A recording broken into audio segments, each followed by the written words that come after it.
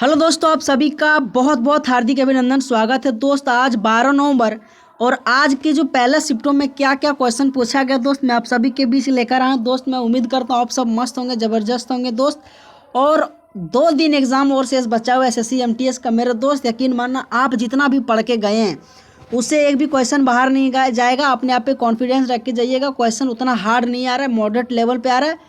तो टाइम को वेस्ट ना करते हो दोस्तों, आप सभी के बीच में पहला क्वेश्चन लेके आता हूं। और दोस्त मैं आप सबसे एक रिक्वेस्ट है, अगर वीडियो अच्छा लगे तो दोस्त आप लाइक शेयर सब्सक्राइब जरूर करना दोस्त। आप सभी के लिए मेहनत होता है दोस्त। और क्वेश्चन लेके आता हूं दोस्त, इसका एक्सप्लेनेशन करते हैं दोस्त, है ना।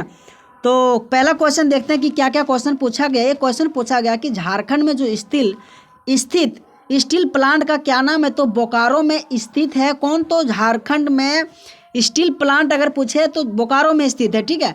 अच्छा, जो बोकारो यानी कि इस्पात जो संयंत्र बोकारो स्टील प्लांट है ना, भारत का सार्वजनिक क्षेत्र का इस्पात यानी कि संयंत्र है। क्वेश्चन में पूछा जाता है सोवियत संघ के द्वारा उनके सहयोग से कौन सा स्टील प्लांट का निर्माण करवाया गया था। तो बोकारो में यानी कि सोवियत संघ के द्वारा स्थापित किया गया था, ठीक है।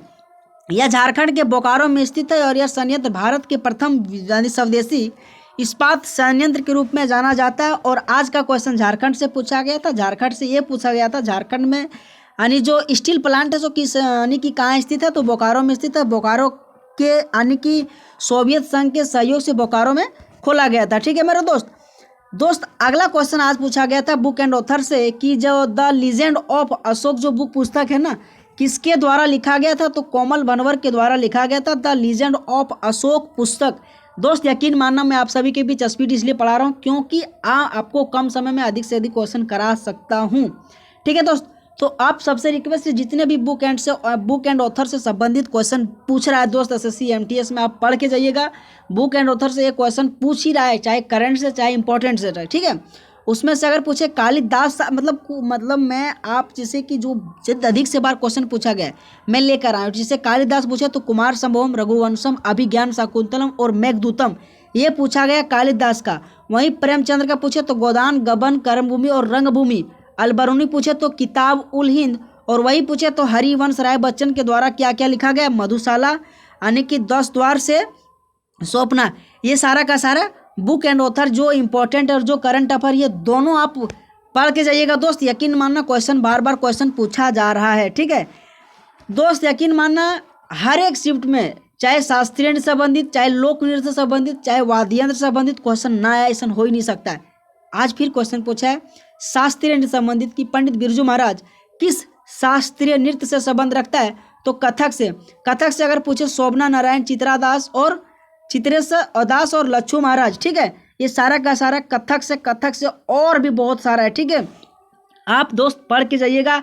जितने भी राज्य हैं उन सभी राज्य के शास्त्रीय नृत्य से संबंधित उनके जितने भी कलाकार हैं आप पढ़ के जाइएगा। क्वेश्चन बार बार क्वेश्चन पूछा जाता है दोस्त। लेकिन एक पॉइंट में और आपको बता देता हूँ कि जितने भी लोगों को जैसे कि शास्त्रीय नृत्य से संबंध रखता है उनको कब पद्म भूषण से सम्मानित किया गया, कब पद्म विभूषण से सम्मानित किया गया, भारत रत्न से कब सम्मानित किया, ये भी आप पढ़ के जाइएगा। इस तरीके से भी एसएससी एमटीएस में बार बार का क्वेश्चन पूछा जा रहा है दोस्त। एक क्वेश्चन आया था जो 86वां संविधान संशोधन है ना, किस वर्ष पारित किया गया था। 2002 में 86वां संविधान संशोधन जो कि 6 से 14 साल के बच्चे को अनेक मुक्त शिक्षा के बारे में 86वें संविधान संशोधन के बारे में कहा गया, ठीक है।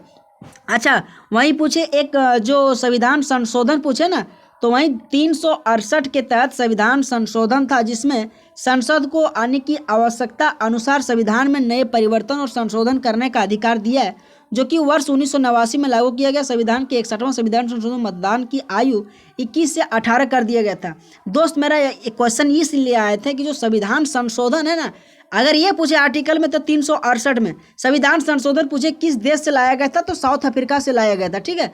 साउथ अफ्रीका से संविधान संशोधन लाया गया था। और संविधान संशोधन का अगर पूछे पहला तो 1989 में लागू किया गया था, जिसमें से 61वां संविधान संशोधन में ये किया गया कि मतदान की जो आयु है ना 21 वर्ष से घटाकर 18 वर्ष कर दिया गया था। वही संविधान संशोधन क्वेश्चन पूछा जो 86वां संविधान संशोधन है 2002 का है, उसमें से अगर पूछे संविधान संशोधन तो 368 के तहत बताया गया है ना दोस्त। क्वेश्चन एक, जनसंख्या से कोई ऐसा जनगणना से संबंधित कोई सा शिफ्ट ना दो जिसमें से जनगणना से संबंधित क्वेश्चन ना पूछा गया। उसमें क्वेश्चन पूछा गया कि किस वर्ष की जनगणना नकारात्मक वृद्धि दर हुआ था, तो 1911 से 21 जो जनगणना हुआ था ना साल, उसमें से नकारात्मक हुआ था। और वहीं पूछे 2011 जनगणना के अनुसार, तो वहीं नागालैंड आ जाएगा, ठीक है। 2011 जनगणना के अनुसार पूछे राज्य पूछे तो नागालैंड पूछे, लेकिन ओवरऑल पूछे कि 1911 से लेकर 1921 तक जो कि नकारात्मक जनसंख्या वृद्धि दर रही थी, ठीक है दोस्त। ये क्वेश्चन आज का क्वेश्चन पूछा गया। आप सबसे रिक्वेस्ट है, जनगणना से संबंधित जितने भी क्वेश्चन बन सकता है आप पढ़ के जाइएगा दोस्त। जनगणना से संबंधित क्वेश्चन पूछा जा रहा है, लेकिन एक क्वेश्चन ये भी पूछ सकता है कि जनगणना से संबंधित आर्टिकल तो 246 के तहत जनगणना से संबंधित आर्टिकल के बारे में हमारे संविधान में कहा गया, ठीक है।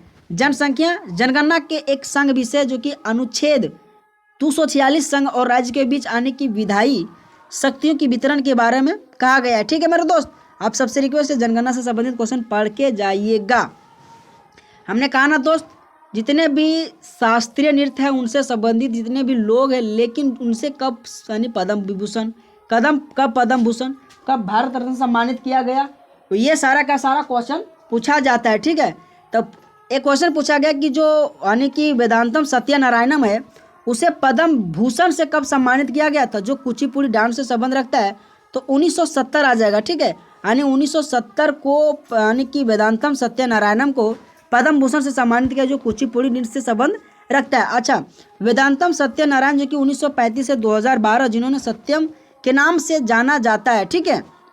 ये भारतीय शास्त्रीय नृत्य और कोरियोग्राफर थे जिन्हें कुचिपुड़ी के शास्त्रीय नृत्य के यानी कि प्रमुख प्रतिपादकों में से माना जाता है, ठीक है।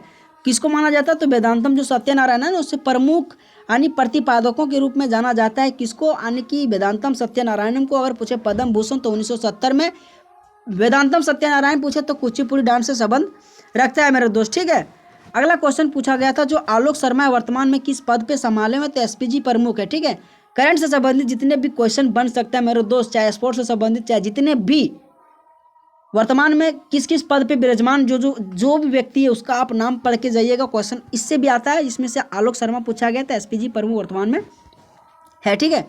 अच्छा, एक क्वेश्चन आया था, जो राव जोधा इनमें से कौन सा महल का निर्माण करवाया था, तो मेहर जो गढ़ है ना, मेहरगढ़ का जो निर्माण करवाया सो किसने करवाया, तो राव जोधा ने।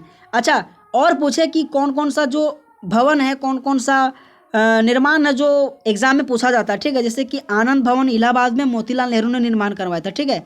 राष्ट्रपति भवन नई दिल्ली में है और एडवर्ड लुटियंस ने निर्माण करवाया था, ठीक है। वहीं पूछे कि विक्टोरिया जो मेमोरियल है सो कलकत्ता में और किसने बनवाया था, तो विलियम एम रसन ने बनवाया था, ठीक है।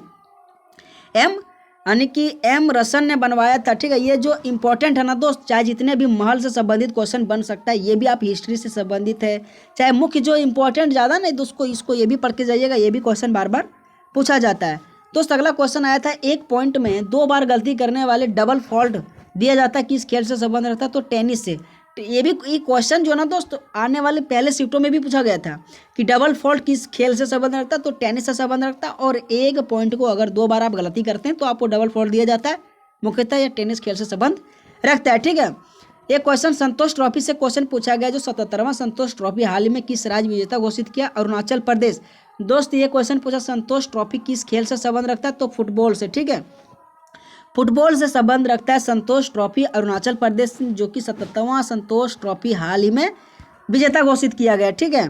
एक क्वेश्चन आया, जो पैसा अधिनियम है किस राज्य ने शुरू किया है, तो आंध्र प्रदेश ने शुरू किया गया था, ठीक है। जो पैसा अधिनियम है ना दोस्त, तो किस राज्य ने शुरू किया, तो आंध्र प्रदेश ने शुरू किया था, ठीक है। एक क्वेश्चन आया, जो खारवेल किस वंश का शासक है, तो चेदी वंश का। जो खारवेल जो कि पूछे किस वंश का शासक है, तो चेदी वंश का, ठीक है। चेदी वंश का शासक कौन है, तो खारवेल, ठीक है। दोस्त खारवेल से अगर पूछे जैसे कि मौर्य साम्राज्य के पतन के बाद ऐसा ही राजवंश का कलिंग में उदय हुआ, इसका नाम चेदी राजवंश। इसी राजवंश के जो महापराक्रमी राजा खारवेल था। अच्छा, सम्राट अशोक के हाथों बुरी तरह पराजय के बाद कलिंग ने खारवेल के जरिए महान राज्य का यानी कि तगमा हासिल कर लिया। और खारवेल जो कि शासनकाल पूछे तो 193 से लेकर 170 तक रहा था। दोस्त आप सबको क्लास कैसा लगा? दोस्त मुझे उम्मीद है आप सबको क्लास अच्छा लगा होगा। मैं आप सभी के बीच कम समय में आपको आज का जितने भी मुझे 12 से 13 क्वेश्चन मिल पाया, मैं दोस्त आप सभी के बीच एनालिसिस करने वाला हूं। दोस्त अपने आप पे विश्वास रख के एग्जाम देना चाहिए, आपका एग्जाम बेस्ट होगा। तो आप सबको ऑल द बेस्ट और बहुत बहुत धन्यवाद दोस्त। अगर वीडियो आपको अच्छा लगा तो लाइक शेयर सब्सक्राइब जरूर करना दोस्त, क्योंकि अगर आपको मेहनत करता हूँ हम आपके लिए तो आपका भी फर्ज बनता है दोस्त। ठीक है, थैंक यू सो मच।